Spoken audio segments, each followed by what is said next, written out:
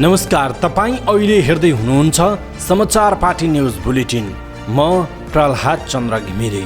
आज मिति विक्रम सम्वत 2079 साल असार 6 गते सोमबार, ईस्वीसम्म सन् 2022 जुन 20 तारिक। आज विश्व शरणार्थी दिवस। सदाको झैं आज पनि हामी देश तथा विदेशका महत्त्वपूर्ण खबर, समाचार पार्टी हेल्थ टिप्स र समाचार पार्टी माइन्ड क्विज लगायतका महत्त्वपूर्ण तपाईंलाई काम लाग्ने हेर्नै पर्ने समाचारहरू, ब्रेकिङ न्युज, न्युज अपडेट अनि आज दिनभर कहाँ के हुँदैछ, शुभ बिहानीसँगै सम्पूर्ण जानकारी लिएर उपस्थित भइसकेका छौं। हामीलाई अन्तिमसम्म हेर्नुहोला। हाम्रो मेहनतका लागि यो भिडियोमा एउटा लाइक अवश्य गर्नुहोला। दर्शक महानुभाव, पलपलको न्युज अपडेटका लागि हाम्रो च्यानललाई अहिलेसम्म तपाईले सब्स्क्राइब गर्नुभएको छैन भने कृपया सब्स्क्राइब गर्नुहोस् अनि नजिकै आउने बेल आइकनलाई क्लिक गर्नुहोला। दैनिक रूपमा हेर्नुहुन्छ भने रेगुलर भनेर लेख्नुहोला। आज पहिलोचोटि हेर्दै हुनुहुन्छ भने फर्स्ट टाइम भनेर लेखिदिनुहोला। दर्शक महानुभाव, देशभित्रबाट हेरिरहनु भएको छ भने आफू रहेको गाउँ ठाउँ सहर जिल्लाको नाम लेख्नुहोला। विदेशमा हुनुहुन्छ भने कुन देशबाट हेरिरहनु भएको छ त्यो कुरा तलको कमेन्ट बक्समा कमेन्ट गर्नुहोला। आउनुहोस् दर्शक महानुभाव, समाचार पार्टी न्युज बुलेटिन सुरु गरौं मुख्य खबरका शीर्षकहरूबाट। काठमाडौँ महानगरपालिकाको 11औं अधिवेशन, नीति तथा कार्यक्रम सार्वजनिक। काठमाडौँ महानगरले कोचिङ सेन्टर र शैक्षिक परामर्श केन्द्र नियमन गर्ने। करदाताको स्वास्थ्य बिमा गर्न 50% अनुदान दिने काठमाडौँ महानगरपालिकाको नीति। काठमाडौँका बस स्टपहरूमा फल्चा बनाउने महानगरको घोषणा। हरेक आइतबार जनतासँग मेयर कार्यक्रम सञ्चालन गर्ने काठमाडौँ महानगरपालिकाको नीतिमा समावेश। पानी पुनर्भरणका लागि कार्यालयका खाली परिसरमा पोखरी र रिजर्भ बोरिङ बनाइने। तीनकुनेको जग्गा विवाद सुल्झाएर पूर्वाधार बनाउने महानगरको घोषणा। काठमाडौँमा एम्फी थिएटर बनाउने महानगरको घोषणा। काठमाडौँ महानगरले मेट्रोको अध्ययन गर्न सङ्घ सरकारसँग सहकार्य गर्ने। महानगरभित्र होमस्टे सञ्चालन गर्ने थालनी हाँडी गाउँबाट गरिने। नेकपा एकीकृत समाजवादीका अध्यक्ष माधव कुमार नेपाल र गृहमन्त्री बालकृष्ण खाँड बीच नागरिकता विधेयकबारे छलफल। काठमाडौँ महानगरले करदाताको स्वास्थ्य बिमा गर्न 50% अनुदान दिने एउटै दोहोरियो। एमसीसी फिर्ता लिने बारे गठबन्धनमा छलफल नभएको नेकपा एकीकृत समाजवादीका अध्यक्ष माधव कुमार नेपालको स्पष्टोक्ति। मन्त्री हेरफेरमा ढिलाइ भएकोमा माधव नेपालको असन्तुष्टि। महाभियोग सिफारिस समितिलाई काम गर्न नदिएको नेकपा एमालेका उपमहासचिव प्रदीप गेवालीको भनाई।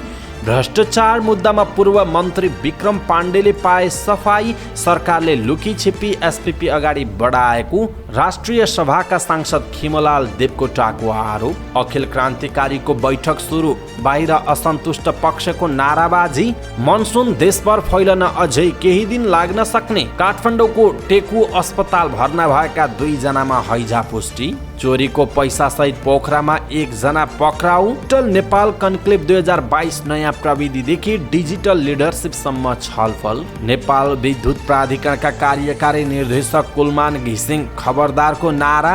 भिआइपीको हेलिकप्टर उडानमा अब 2 जना पाइलट अनिवार्य। पटनाबाट दिल्ली उडेको विमानमा आगलागी, सबै सकुशल। शेयर बजार 37.27 अङ्कले घट्यो। एन्फाको निर्वाचन गर्न बाटो खुल्यो, अदालतले दिएन अन्तरिम आदेश। समाचार पार्टी हेल्थ टिप्स अन्तर्गत आज हामी सेतो कपाल फुल्ने समस्याका कारणहरू के हुन् भन्ने विषयवस्तुमा जानकारी दिनेछौँ अनि अन्तिममा समाचार पार्टी माइन्ड क्विज रहनेछ। हामीलाई अन्तिमसम्म हेर्नुहोला।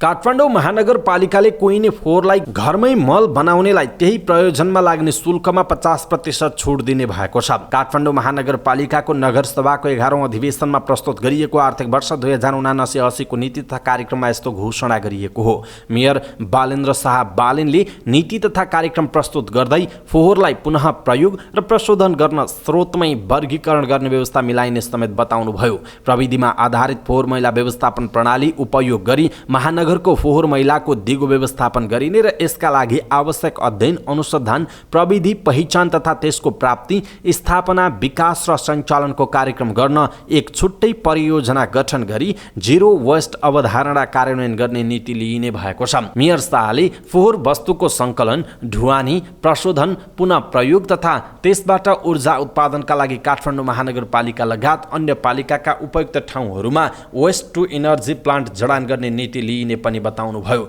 महानगरपालिका क्षेत्रमा रहेका सार्वजनिक जग्गाको लगत राखिने उल्लेख गर्दै उहाँले ती ठाउँमा पार्क निर्माण गरिने बताउनुभयो। नीति तथा कार्यक्रममा हरेक महिनाको पहिलो आइतबार जनतासँग मेयर कार्यक्रम सञ्चालन गर्ने व्यवस्था मिलाउने उल्लेख गरिएको छ।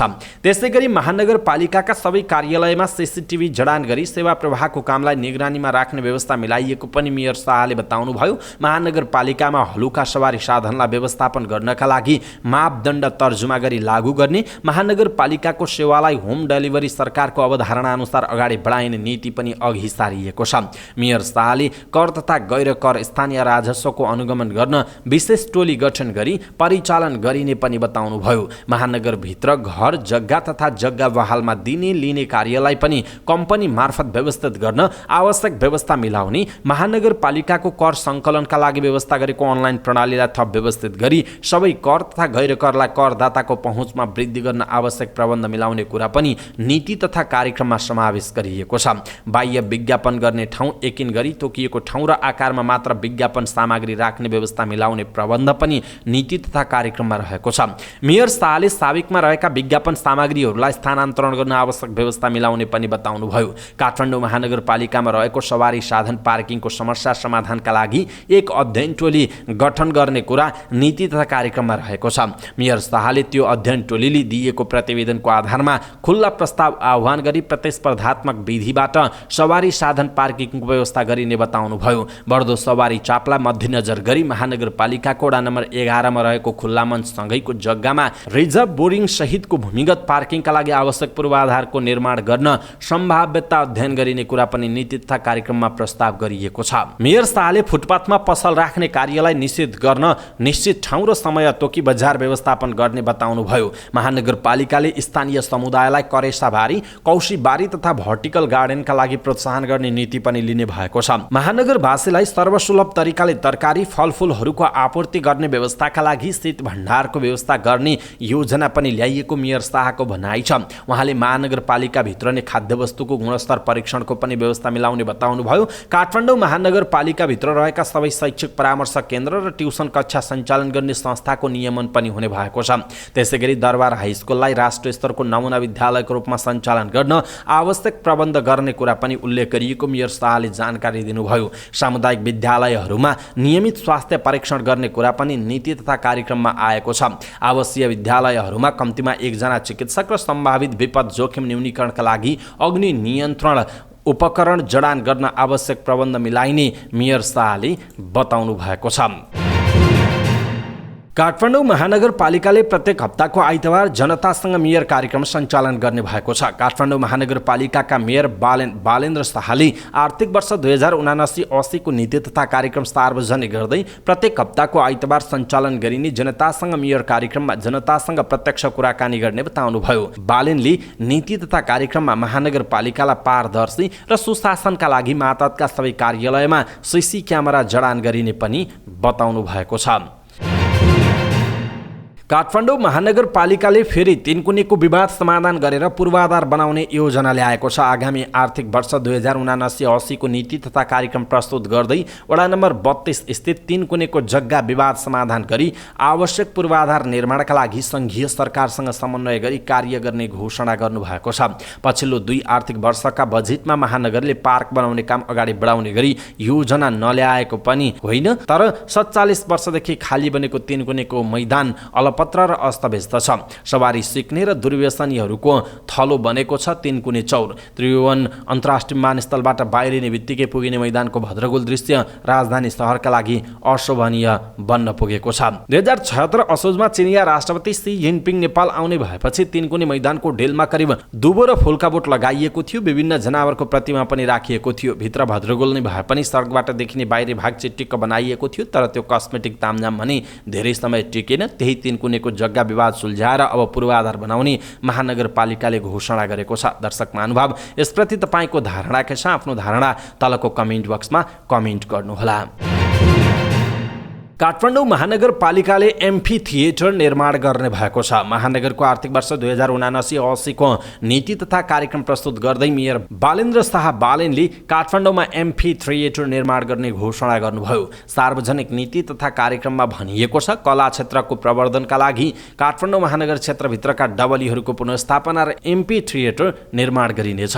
यस्तै नीति तथा कार्यक्रममा विश्व सम्पदा सूचीमा सूचीकृत पशुपति, बौद्ध, स्वयम्भू र बसन्तपुर क्षेत्रको संरक्षण गरिने, स्वयम्भू र बौद्धको व्यवस्थापन काठमाडौँ महानगरपालिका अन्तर्गत ल्याउन पहल गरिने उल्लेख छ। महानगर क्षेत्रभित्र मनाइने जात्रा, पर्व, मेला, पूजा, परम्परागत जीवनशैली एवं अन्य सांस्कृतिक सम्पदाहरूको मुख्य परिचयात्मक विवरण समेटी काठमाडौँ महानगरको सांस्कृतिक प्रोफाइल तयार गरी प्रकाशित गर्ने नीति तथा कार्यक्रममा भनिएको छ। काठमाडौँ महानगरपालिकाले महानगरभित्र होमस्टे सञ्चालन गर्ने भएको छ। काठमाडौँ महानगरपालिकाका मेयर बालेन्द्र शाह बालेनले आर्थिक वर्ष 2079-80 को नीति तथा कार्यक्रम सार्वजनिक गर्दै निजी क्षेत्र, व्यवसाय र स्थानीय समुदायसँग सहकार्य गरी होमस्टे सञ्चालन गर्ने बताउनुभयो। प्राचीन सभ्यताको धरोहरको रूपमा रहेको हाँडी गाउँ क्षेत्रमा आगामी आर्थिक वर्षमा सम्पदा पुनरुद्धार गर्दै होमस्टे सञ्चालनको व्यवस्था मिलाइनेछ। नीति तथा कार्यक्रममा भनिएको छ, होमस्टेमा संलग्न हुने जनशक्तिलाई आवश्यक तालिमको व्यवस्था गरिने जनाइएको छ। नेकपा एकीकृत समाजवादीका अध्यक्ष तथा पूर्व प्रधानमन्त्री माधव कुमार नेपाल र गृह मन्त्री बालकृष्ण खाँड बीच भेटवार्ता भएको छ। भेटमा संघीय संसदको चालु अधिवेशनमै नागरिकता विधेयक अगाडि बढाउने विषयमा छलफल भएको गृह मन्त्रालय स्रोतले जनाएको छ। एकीकृत समाजवादी पार्टीको कार्यालय आलोकनगरमा भएको भेटमा गृह सचिव टेकनारायण पाण्डे र गृह मन्त्रालयका कानुन हेर्ने सहसचिव कोमल खत्री पनि सहभागी हुनुभएको थियो। त्यस्तै एकीकृत समाजवादी पार्टीका अध्यक्ष नेपालसँगै सो पार्टीका नेता सोमप्रसाद पाण्डे पनि छलफलमा सहभागी भएको बताइएको छ। नागरिकता विधेयकको विषय लिएर गृहमन्त्री खाँडले यसअघि प्रमुख प्रतिपक्ष दल नेकपा एमालेका अध्यक्ष केपी शर्मा ओली, नेकपा माओवादी केन्द्रका अध्यक्ष पुष्पकमल दाहाल प्रचण्ड र जनता समाजवादी पार्टीका अध्यक्ष उपेन्द्र यादवसँग छलफल गरिसक्नु भएको छ। नेपाल नागरिकता ऐन 2063लाई संशोधन गर्न बनेको विधेयक राज्य व्यवस्था तथा सुशासन समितिले पास गरेर प्रतिनिधि सभामा पेश गरेको छ। नागरिकतामा नेपाली पुरुष सरह विवाह गरी आउने विदेशी महिलालाई दिने अंगीकृत नागरिकता लगायतमा दलहरूबीच सहमति जुट्न सकेको छैन। नेकपा एकीकृत समाजवादीका अध्यक्ष माधव कुमार नेपालले प्रधानमन्त्री शेरबहादुर देउवाले राष्ट्रहित विपरीतका कुनै पनि सहमतिमा हस्ताक्षर नगर्ने विश्वास दिलाएको बताउनुभयो। विभिन्न सञ्चार माध्यमका सम्पादकहरूको छलफलमा उहाँले प्रधानमन्त्रीले आफूहरूसँगको छलफलमा राष्ट्रहित विपरीतका सहमतिमा हस्ताक्षर नगर्ने बताएको जानकारी दिनुभयो। प्रधानमन्त्री ज्यूले नेपालको हितमाथि आघात पुग्ने कुनै पनि कागजमा सम्झौतामा मबाट सही हुने छैन। उहाँले भन्नुभयो, यति क्याटेगोरिकल्ली बोलिसकेपछि गृहमन्त्रीले पनि संसदमा बोलिसकेपछि हामीले धेरै शङ्का गरिरहनु पर्ने आवश्यकता छैन, उहाँको भनाइ छ। अध्यक्ष नेपालले यसका बावजुद जनतालाई पनि सजग गराइरहनु पर्ने बताउनुभयो। अमेरिकी सेनाको स्टेट पार्टनरशिप प्रोग्राम एसपीपी स्वीकारको विषयलाई लिएर अहिले विवाद भइरहेको छ। अध्यक्ष नेपालले एसपीपी फिर्ता लिने वा नलिने विषय सत्तारूढ गठबन्धनमा विस्तृत छलफल नभएको बताउनुभयो। तर नेपाली सेनाले एसपीपीमा सहभागिताको विषयमा अमेरिकी दूतावासलाई लेखेको पत्र ठिक थियो कि थिएन भन्ने विषयमा छलफल गर्नुपर्ने उहाँले बताउनु भएको छ।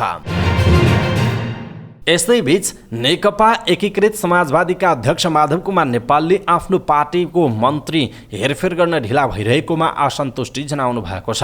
आफूहरूले पहिले सरकारमा सहभागी हुँदैमा 6 महिनामा मन्त्री हेरफेर गर्ने निर्णय गरेको भन्दै अध्यक्ष नेपालले अहिले 8 महिनामा मन्त्री हेरफेर गर्न लाग्दा प्रधानमन्त्री र गठबन्धनका अरू दलले समय मागेको बताउनुभयो। सरकारमा नयाँ मन्त्री पठाउने सन्दर्भमा ढिलाढाला भइरहेको छ। प्रधानमन्त्री र माओवादीका साथीले हामी भित्र पनि यस्ता माग भएकाले 1-2 दिन पर्खिनुहोस् भन्नुभएको थियो, छिट्टै हुन्छ भन्ने जवाब दिनुभएको छ। उहाँले भन्नुभयो, अध्यक्ष नेपालले आफूहरूले बाध्यतामा मन्त्री परिवर्तन गर्न लागेको बताउनुभयो। यद्यपि के बाध्यता हो भन्ने उहाँले खुलाउनु भएको छैन। नेकपा एकीकृत समाजवादीले हाल मन्त्री रहेका आफ्ना पार्टीका नेताहरूलाई फिर्ता बोलाएर अरू नेताहरूलाई सरकारमा पठाउन चाहिरहेको छ। नेकपा एमालेका उपमहासचिव प्रदीप कुमार गेवालीले महाभियोग सिफारिस समितिलाई काम गर्न नदिएको गुनासो गर्नुभयो। प्रतिनिधि सभाको अन्तर्राष्ट्रिय समितिमा गेवालीले व्यक्तिगत रिसले प्रधान न्यायाधीशलाई महाभियोग लगाइएको बताउनु भएको छ। तर महाभियोग सिफारिस समितिलाई काम गर्न नदिएर महाभियोग लगाएकै गर्न खोजिएको उहाँले बताउनुभयो। प्रधान न्यायाधीश चोलेन्द्र शमशेर राणा विरुद्ध संसदमा गत फागुन 1 गते महाभियोग दर्ता भएको थियो। विशेष अदालतले राष्ट्रिय गौरवको सिक्टा सिंचाई आयोजनामा भ्रष्टाचार नभएको ठहर गरेको छ। विशेषले सिक्टा सिंचाई आयोजनाको भ्रष्टाचार मुद्दामा पूर्व मन्त्री समेत रहेका निर्माण व्यवसायी विक्रम पाण्डे सहित 21 जनालाई सफाई दिएको छ। अध्यक्ष श्रीकान्त पौडेल र सदस्यहरू रमेश कुमार पोखरेल र यमुना भट्टराईको इजलासले सिक्टा सिंचाई आयोजनामा 2,73,76,79,920 रुपैयाँ भ्रष्टाचार भएको भन्ने अख्तियारको दावीलाई अस्वीकार गरेको छ। विशेष अदालतको फैसलासँगै पूर्व आयोजना प्रमुखहरू सर्वदीप प्रसाद, सरोज चन्द्र पण्डित, दिलीप बहादुर कार्की र रमेश बस्नेत लगायतले पनि सफाई पाएका छन्। सिक्टा सिंचाई आयोजनाको पानीमा माटो घुलेर बगेका कारणले निर्माणकै दौरान बारम्बार नहर भत्किने समस्या थियो। डिजाइन सुधार गर्नुको साटो बदनियतपूर्वक पुरानै तौर तरिकाले काम गरी ठेकेदारलाई फाइदा पुग्ने काम गरेको भन्दै अख्तियारले भ्रष्टाचारको मुद्दा दायर गरेको थियो। अख्तियारले सिक्टाको मूल नहरको डिजाइनमै त्रुटि भएको र निर्माणको क्रममा प्राविधिक परामर्शदाता र निर्माण व्यवसायीले पर्याप्त सुपरभिजन नगरेको आरोप लगाएको थियो। राष्ट्रिय सभाका सांसद खिमलाल देवकोटाले सरकारले अमेरिकी स्टेट पार्टनरसिप प्रोग्राम एसपीपी लुकीछिपी अगाडि बढाएको आरोप लगाउनु भएको छ। राष्ट्रिय सभा बैठकमा विशेष समय लिएर बोल्दै सांसद देवकोटाले संसदबाट पारित गरिएको एमसीसी सम्झौता पनि सरकारले त्यसै गरी अगाडि बढाएको आरोप लगाउनु भएको छ। सरकार र अदालतले पारदर्शिता अपनाउन नसकेको भन्दै उहाँले सुरुवाती अवस्थामा एमसीसीमा लुकीछिपी निर्णय गरी अहिले बहुचर्चित एसपीपीमा पनि त्यही गरेका छन् उहाँले भन्नुभएको छ। सांसद देवकोटाले पारदर्शिता नभएकै कारण सरकारका हरेक गतिविधिमा भ्रष्टाचार हुने गरेको आरोप समेत लगाउनुभयो। सांसद देवकोटाले सरकारले आफ्ना सबै निर्णय वेबसाइट मार्फत सार्वजनिक गर्नुपर्नेमा जोड दिनुभएको छ। नेकपा माओवादी केन्द्रको विद्यार्थी संगठन अखिल क्रान्तिकारीको केन्द्रीय समितिको तेस्रो पूर्ण बैठक आइतबार साँझ सुरु भएको छ।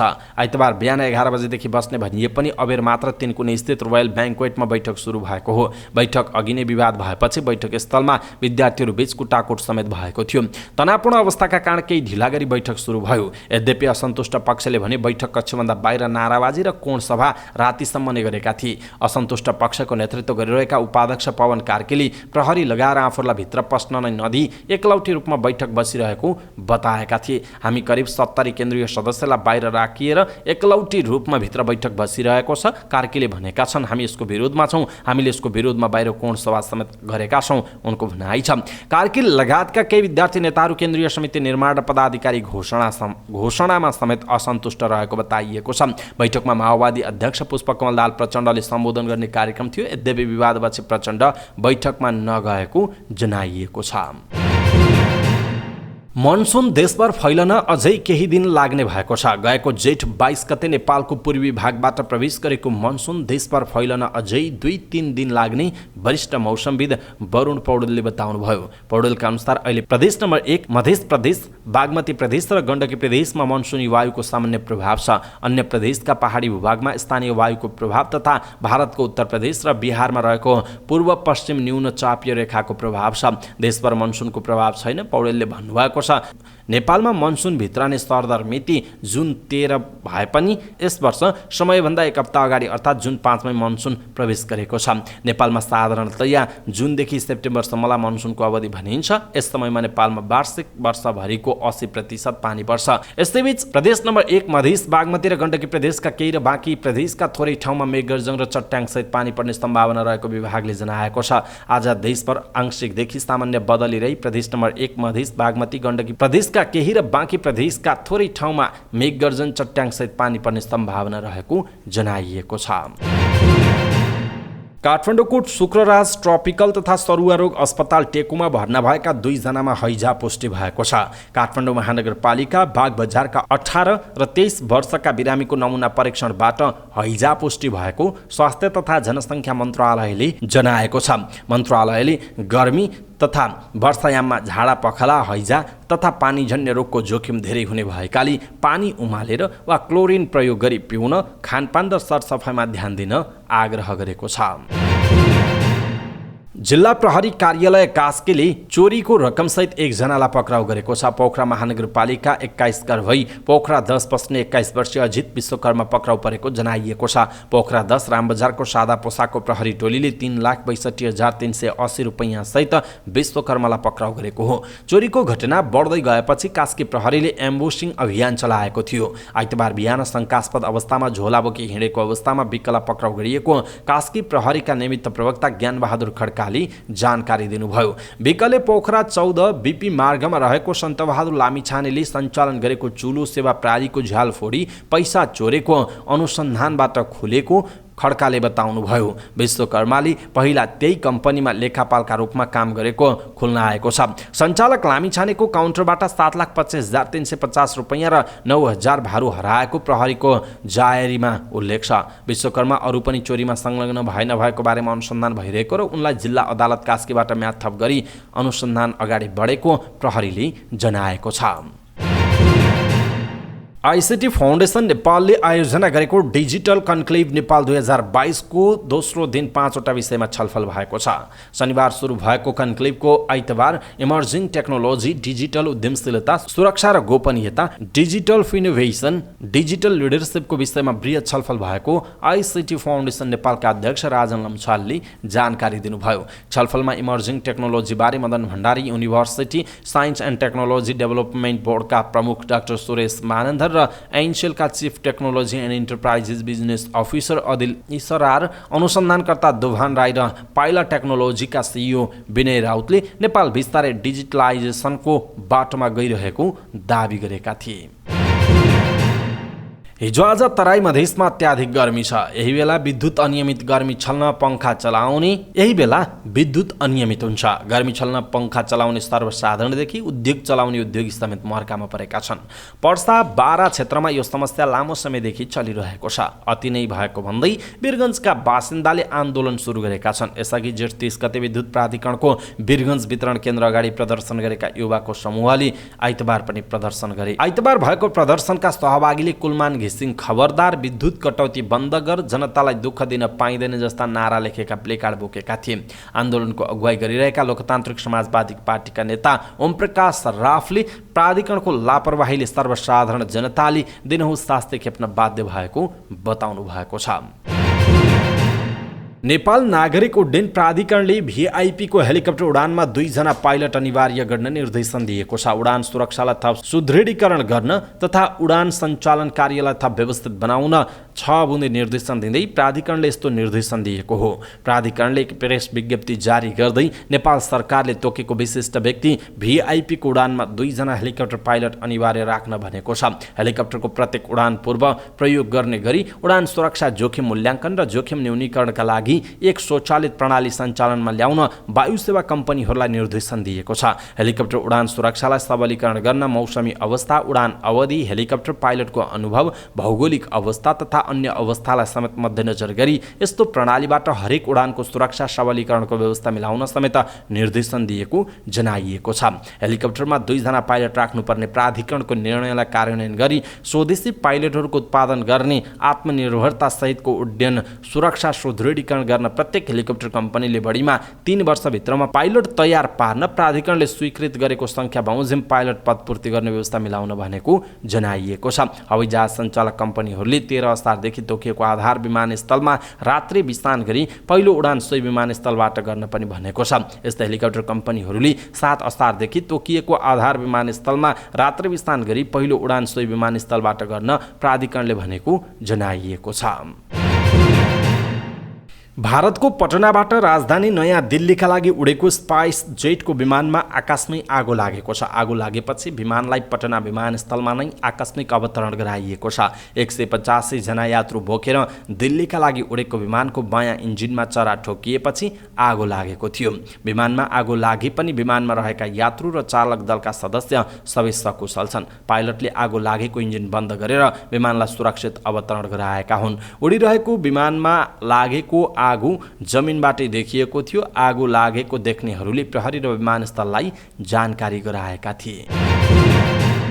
साताको पहिलो कारोबारको दिन आइतबार नेप्से परिसूचक 37.27 अङ्कले घटेको छ। आइतबार 1.89%ले घटेको सेयर बजार 1934.11 बिन्दुमा आएर रोकिएको छ। आइतबार 223 कम्पनीको 27,006वटा कारोबारबाट 36,66,891 किता सेयर किनबेच भएको छ। यस दिन 1,13,40,91,221 रुपैयाँ बराबरको कारोबार भएको जनाइएको छ।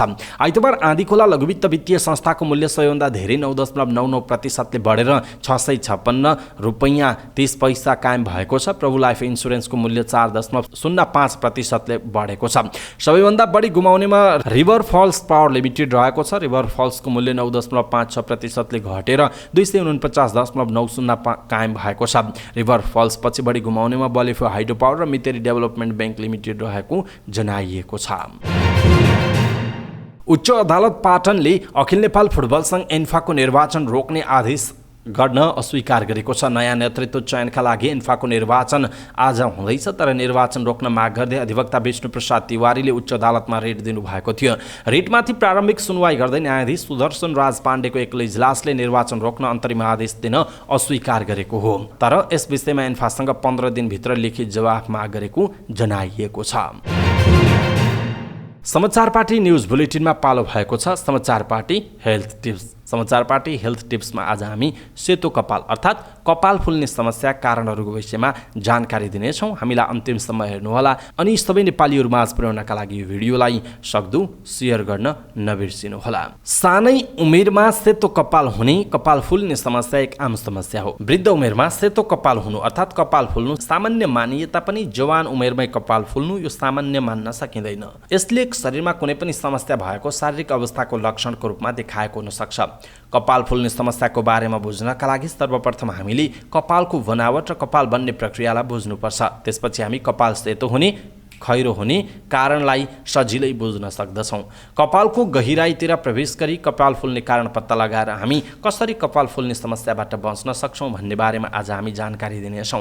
हाम्रो टाउकोको छालाको भित्री भाग र मासुको बाहिरी भागमा डर्मिस नामको एक तह हुन्छ। उक्त तहमा एक प्रकारको अल्फा किराटिन नामक प्रोटिनबाट कपालको निर्माण हुन्छ र फोलिकल्सको माध्यमबाट कपाल बाहिर छालाको सतहमा आइपुग्छ, जसलाई कपाल उम्रिएको भनेर बुझ्न सकिन्छ। फोलिकल्स भनेको हाम्रो छालाको बाहिरी भागमा हुने गोलो गोलो आकारमा देखिने ससाना कपाल पलाउने प्वालहरूको संरचना हो। छालामा रहेको मसिना गोलो गोलो प्वालहरूको सबैभन्दा तल्लो तहबाट कपाल बढ्न थाल्छ र कपाल छाला बाहिर निस्कन्छ। सिधा रूपमा भन्ने हो भने छालाको भित्री भागबाट कपाल बनाउने सेलहरूको विकास भई छालाको प्वालबाट बिस्तारै छालाको बाहिरी सतहमा कपाल आइपुग्छ। कपाल जहाँ बन्छ त्यो भागको छेउमा एक सेबासियस नामको ग्रन्थि हुन्छ। यो ग्रन्थिले कपाललाई नरम मुलायम बनाउन चाहिने र कपाललाई आवश्यक पर्ने पोषण दिन एक प्रकारको तेल उत्पादन गर्छ। त्यही ग्रन्थिबाट उत्पादन भएको तेल मार्फत नै कपालले पोषण प्राप्त गर्छ। एउटा मानिसको टाउकोमा करिब 1 लाख कपाल र कपाल पलाउने प्वालहरू रहेका हुन्छन् र दैनिक 50 देखि 100 वटा कपाल आयु सकिएर झर्ने गर्दछन्। कपाल उम्रने वा बन्ने प्रक्रिया कपालको जराको भागमा हुन्छ। हाम्रो शरीरमा कपालको रङ बनाउने मेलानिन नामक पिगमेन्टबाट कपालको रङ कालो भएको हुन्छ। मेलानिनकै कारण कपाल कालो सेतो खैरो हुने हो। यी सबै पिगमेन्टलाई कन्ट्रोल गर्न काम तपाईँको जिनले गर्दछ र तपाईँलाई गोरो कालो बनाउने फाइनल निर्णय वंशाणुगत कोणमा रहन्छ र त्यही अनुरूप कुन मेलानिन उत्पादन गर्नुपर्ने हो त्यही मेलानिन शरीरले उत्पादन गर्दछ। जब तपाईँको शरीरमा मेलानोसाइटिस सेलले मेलानिनको उत्पादन गर्न छोड्छ तब कपाल सेतो भएर फुल्न सुरु हुन्छ। कपालको जरा भित्री भागमा मेलानिन रहेको हुन्छ, त्यसैले कपाललाई कालो बनाइराख्ने हो। तर जब कपालको भित्री जरामा मेलानिनको उत्पादन कम हुँदै जान्छ तब कपाल पनि खैरो, रुखो र सेतो हुँदै जान्छ। मेलानिन उत्पादनमा कमी हुँदै हुँदै जाँदा एक दिन पूर्ण रूपमा मेलानिन उत्पादन हुन छोड्छ र कपाल सेतो भएर कम उमेरमै फुल्न जान्छ। कपाल फुल्ने कारण यति मात्र छैन, यसका अन्य कारणहरू पनि हुन्छन्, जस्तो जेनेटिक गुण अर्थात् तपाईँको वंशाणुगत गुणको कारण पनि कपाल फुल्ने हुन्छ। त्यस्तै भिटामिन B12 को कमीले पनि कपाल फुल्ने गर्दछ। यदि सानै उमेरमा कपाल फुल्छ भने तपाईँलाई भिटामिन B12 को कमी पनि भएको हुन सक्दछ। त्यस्तै गरी चुरोटको सेवन, अर्को थाइरोइडको समस्या भएमा, त्यस्तै गरी अटो इम्युन रोग भएमा अर्थात् भनौँ अटो इम्युन रोग भएका मानिसहरूको पनि कपाल बेलैमा फुल्न थाल्छ, किनकि इम्युन सिस्टमले आफ्नै शरीरको सेलहरूमा आक्रमण गर्न थाल्छ र मेलानिन उत्पादन हुन छोड्दछ।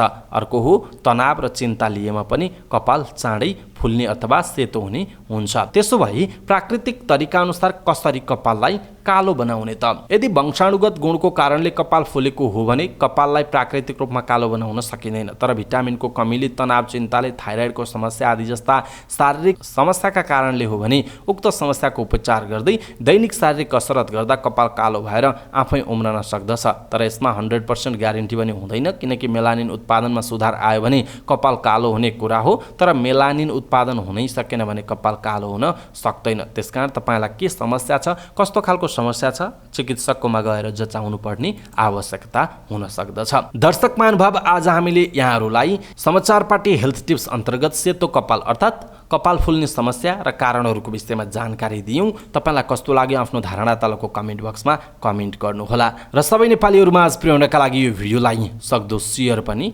गर्नुहोला।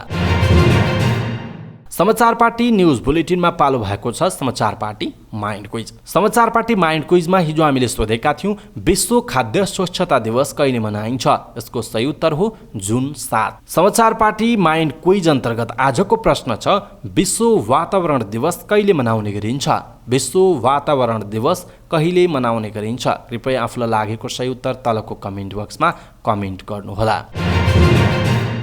अवस्था दर्शक महानुभाव, आजका महत्त्वपूर्ण समाचार ब्रेकिङ न्युज अपडेट यति नै। हामीले प्रस्तुत गरेका समाचारहरूप्रति तपाईँको धारणा के छ? आफ्नो धारणा तलको कमेन्ट बक्समा कमेन्ट गर्नुहोला। हाम्रो मेहनतका लागि यो भिडियोमा एउटा सानो लाइक अवश्य गर्नुहोला। दर्शक महानुभाव, पल पलको न्युज अपडेटका लागि हाम्रो च्यानललाई सब्सक्राइब गर्नुहोस् अनि नजिकै आउने बेल आइकनलाई क्लिक गर्नुहोला। पल पलको न्युज अपडेटका साथ फेरि हाम्रो भेट हुनेछ। तपाईँ समाचार पार्टी हेर्दै गर्नुहोस्। नमस्कार।